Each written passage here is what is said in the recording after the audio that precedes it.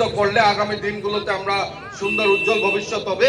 যেভাবে দ্রুতগতিতে কাজ চলছে আমরা নিশ্চিতভাবে আশা রাখবো মাননীয় মুখ্যমন্ত্রী ডক্টর হিমন্ত বিশ্ব শর্মার নেতৃত্বে আজকে আসাম রাজ্য ভারতবর্ষের 5টি উন্নত রাজ্য। মাননীয় মুখ্যমন্ত্রী 5টা উন্নত রাজ্য বলছেন, কিন্তু আমি অন্ততপক্ষে বিশ্বাসী যে মুখ্যমন্ত্রী স্পিড, সেই স্পিডে গেলে আমরা 3টি উন্নত রাজ্যের ভেতরে প্রবেশ করতে পারবো। আজকে সেটা নিশ্চিত রয়েছে। আজকে পীযূষ হাজারিকা মহাশয় যেভাবে একজন ডাইনামিক মিনিস্টার আমরা লক্ষ্য করেছি, 2022 ইংরেজি শিলচর ফ্লাডের সময় আমরা লক্ষ্য করি মাননীয় মুখ্যমন্ত্রী মাননীয় পীযূষ হাজারিকা মহাশয়ের নেতৃত্ব, যে নেতৃত্বে আজকে বেতুখান্দি ডাইক, আপনারা জানেন যে 2021 ইংরেজিতে প্রথম বিধানসভায় গিয়ে এই ডাইকের কথা আমি উল্লেখ করেছিলাম। আজকে এই ডাইকে কাজ হয়েছে, এই ডাইক বড় হয়েছে। আজকে সেখানে দাঁড়িয়ে একটা স্লুইস গেট প্রথম পীযূষ হাজার নেতৃত্বে হয়েছিল, সেখানে সেটা সাফিসিয়েন্ট নয়, তাই সেখানে যখন সেটাকে ইনোগ্রেশন করেছেন সেখানে দাঁড়িয়ে মাননীয় পীযূষ হাজারিকা মহাশয় সিদ্ধান্ত নিয়েছেন যে ডাবল শাটারে একটা স্লুইস গেট হবে, সেটাও আজকে নির্মাণ করে দিয়েছেন, যার জন্য আন্তরিকভাবে শিলচরবাসী সকলের পক্ষ থেকে আমাদের মাননীয় মন্ত্রী পীযূষ হাজারিকা মহাশয়কে গভীর শ্রদ্ধা নিবেদন করে আর আপনারা উপস্থিত যারা রয়েছেন সকল জনসাধারণকে আমার প্রণাম নিবেদন করে আজকের দিনে আমার বক্তব্য শেষ করছি। বন্দে মাতরম, ভারত মাতা কি জয়।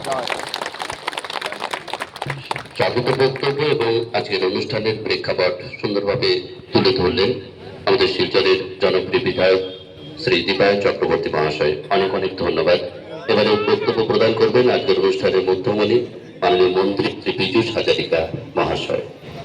বৰাক উন্নয়ন তথা খাদ্য ও অসামৰিক যোগান বিভাগৰ মন্ত্ৰী মোৰ জ্যেষ্ঠ ভাতৃ ঘনিষ্ঠ বন্ধু কৌশিক ৰায় ডাঙৰীয়া, আপোনালোকৰ মৰমৰ বিধায়ক মোৰ জ্যেষ্ঠ ভাতৃ দীপায়ন চক্ৰৱৰ্তী ডাঙৰীয়া, আমাৰ কাছাৰ জিলাৰ আয়ুক্ত সন্মানীয় মৃদুল কুমাৰ যাদৱ ডাঙৰীয়া, ভাৰতীয় জনতা পাৰ্টীৰ কাছাৰ জিলাৰ সভাপতি ৰূপম সাহা ডাঙৰীয়া,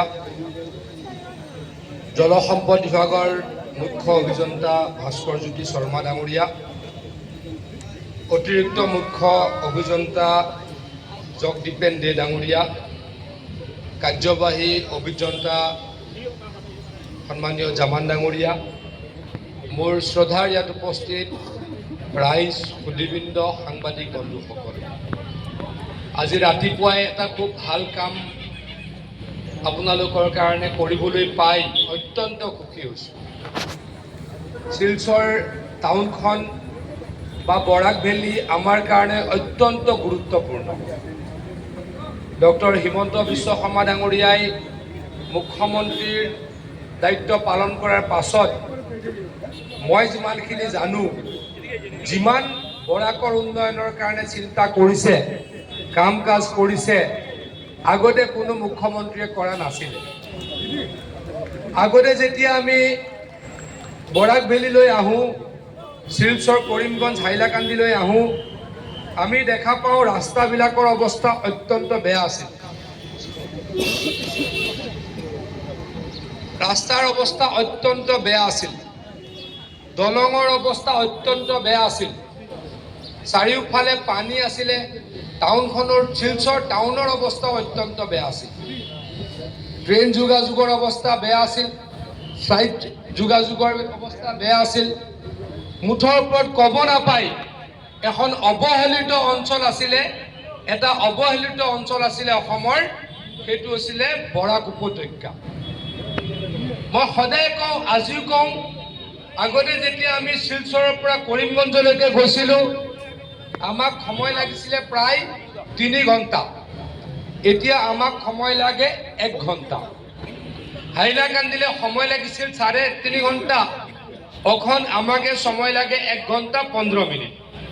কার জন্য এই কাজ হয়েছে, কে এই কাজ করছে, এই কাজগুলা করছে, এইটা কথা আপনারা চিন্তা করতে হবে। ইয়াতে যেতিয়া বানপানী ভয়ানককৈ হৈছিল আজিৰ পৰা 2 বছৰৰ আগতে, আসলতে বেতুকান্দিৰ বান্ধটো কোনোবা দুষ্কৃতিকাৰীয়ে কাটি দিছিল আৰু শিলচৰ টাউনখন জলমগ্ন হৈছিল, খুব বেছিকৈ ইয়াতে বানপানী হৈছিল। মোৰ মনত আছে এবাৰ নহয় দুবাৰ মাননীয় মুখ্যমন্ত্ৰী ডাঙৰীয়া শিলচৰলৈ আহিছিলে আর আমাকে নির্দেশ দিয়েছিলে এই শিলচরের বানপানির বন্ধ করার জন্য কাজ করতে লাগে। আমি বেটুকান্দির বান নির্মাণ করলাম। বেটুকান্দিতে একটা স্লুইস গেট ছিল, এটা ইরিগেশন ডিপার্টমেন্টের, ওনাকে আমি উন্নত করলাম। আমি যখন এখানে আসার পরে দেখলাম এই স্লুইস গেটটা যথেষ্ট নয়, আরো একটা স্লুইস গেট করতে লাগে। আবার আপনাদের বিধায়ক দীপায়ন চক্রবর্তী বলছে, আমি তখনই সিদ্ধান্ত নিয়েছিলাম একটা ডাবল ছাতারের স্লুইস গেট লাগে। এটাও আমি করছে, কার জন্য করছে? আপনাদের জন্য করছে। গত 4.5 বছরে আমরা কাছাড় জেলাকে 215 কোটি টাকা দিয়েছে বানপানি নিয়ন্ত্রণের জন্য।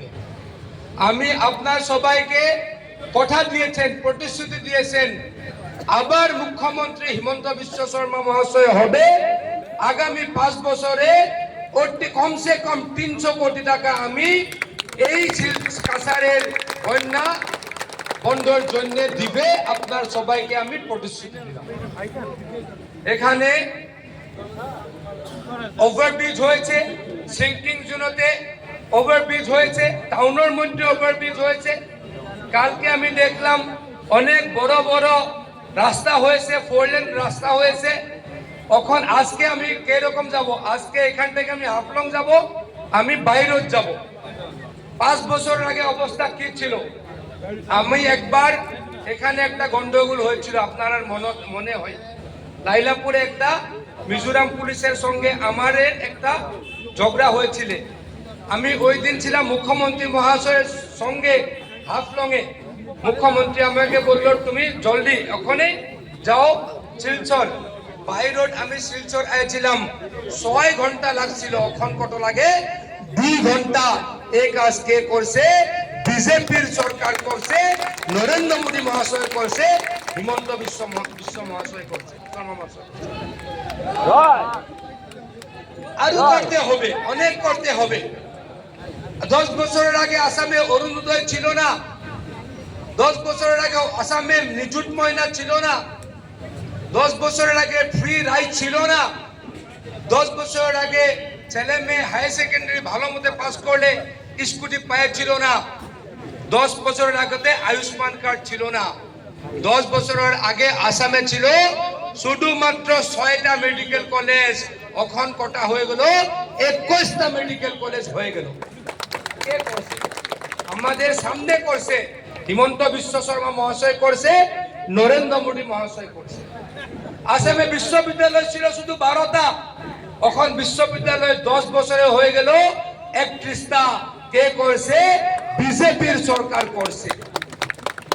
মহিলা উদ্যমিতা আসলে ছিল না। কংগ্রেসের আসলে কি ছিল? ধুতি আর কম্বল, ধুতি লুঙ্গি আর কম্বল। আমি কি নিলাম? আমি নিলাম মহিলা উদ্যমিতা আসনি। আমি কি নিলাম? একটা ছেলেকে 2 লাখ টাকা দিয়ে কাজ করার জন্য আসনে নিলাম। এই কাজগুলা করার জন্য আপনারা আমাকে আশীর্বাদ দিয়েছেন। আমি এটা করে বলি না আসামের মানুষ আমাকে আশীর্বাদ দেয়নি। আসামের মানুষ আমাকে আশীর্বাদ দিয়েছে, তার জন্য হিমন্ত বিশ্ব শর্মা মহাশয় মুখ্যমন্ত্রী হয়েছে, কৌশিক রায় মহাশয় মন্ত্রী হয়েছে, দীপায়ন চক্রবর্তী মহাশয় বিধায়ক হয়েছে, আমিও আপনাদের আশীর্বাদে বিধায়ক মন্ত্রী হয়েছে। কিন্তু কাজ আর করতে লাগবে, কাজ আর করতে লাগবে। আসামকে দেশের 5 নম্বর সেরা রাজ্যে বানাইতে হবে। এই কাজ কে করবে? বিজেপি করবে। এই কাজ কে করবে? আমরা করবে। করার জন্য আপনার আশীর্বাদ চাই। 2 লক্ষ চাকরি দিয়েছে, কেউ বলতে পারে না 1 টাকার দুর্নীতি হয়েছে। কে বলতে পারবে না মন্ত্রীর পরিবারের মানুষে চাকরি পেয়েছে, বিধায়কের ঘরের মানুষে চাকরি পেয়েছে, ছেলে মেয়ে চাকরি পেয়েছে? কে বলতে পারবে না। কেন? এই কাজ বিজেপি না করে এই কাজগুলা কে করছিল? কংগ্রেস করছিল। তার জন্য অক্ষণ মানুষে কংগ্রেসকে